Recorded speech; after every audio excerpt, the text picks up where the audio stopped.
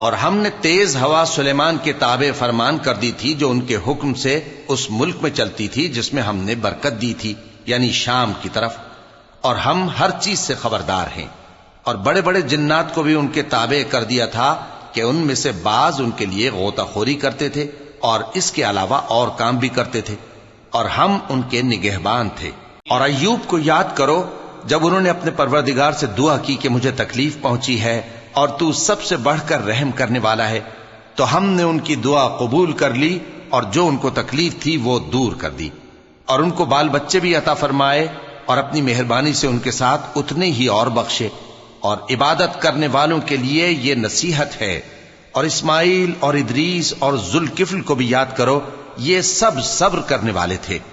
اور ہم نے ان کو اپنی رحمت میں داخل کیا، بلا شبہ وہ نیکوکار تھے۔ اور مچھلی والے پیغمبر یعنی یونس کو یاد کرو جب وہ اپنی قوم سے ناراض ہو کر غصے کی حالت میں چل دیے اور خیال کیا کہ ہم ان پر گرفت نہیں کریں گے،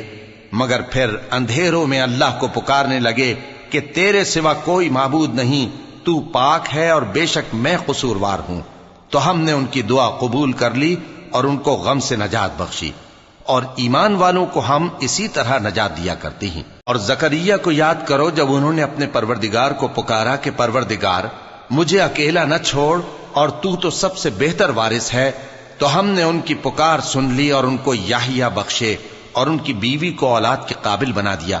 یہ لوگ لپک لپک کر نیکیاں کرتے اور ہمیں امید اور خوف سے پکارتے اور ہمارے آگے عاجزی کیا کرتے تھے۔ اور ان خاتون یعنی مریم کو بھی یاد کرو جنہوں نے اپنی عفت کو محفوظ رکھا، تو ہم نے ان میں اپنی روح پھونک دی اور ان کو اور ان کے بیٹے کو اہل عالم کے لیے نشانی بنا دیا۔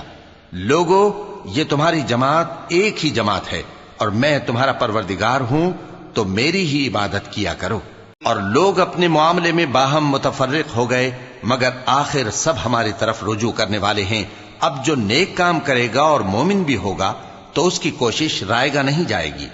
اور ہم اس کے لیے ثواب اعمال لکھ رہے ہیں۔ اور جس بستی والوں کو ہم نے ہلاک کر دیا، محال ہے کہ رجوع کریں، وہ واپس نہیں آئیں گے، یہاں تک کہ یاجوج اور ماجوج کھول دیے جائیں اور وہ ہر بلندی سے نیچے آ رہے ہوں، اور قیامت کا سچا وعدہ قریب آ جائے تو ناگہاں کافروں کی آنکھیں پھٹی کی پھٹی رہ جائیں اور کہنے لگیں کہ ہائے شامت، ہم اس حال سے غفلت میں رہے، بلکہ ہم خود ہی ظالم تھے۔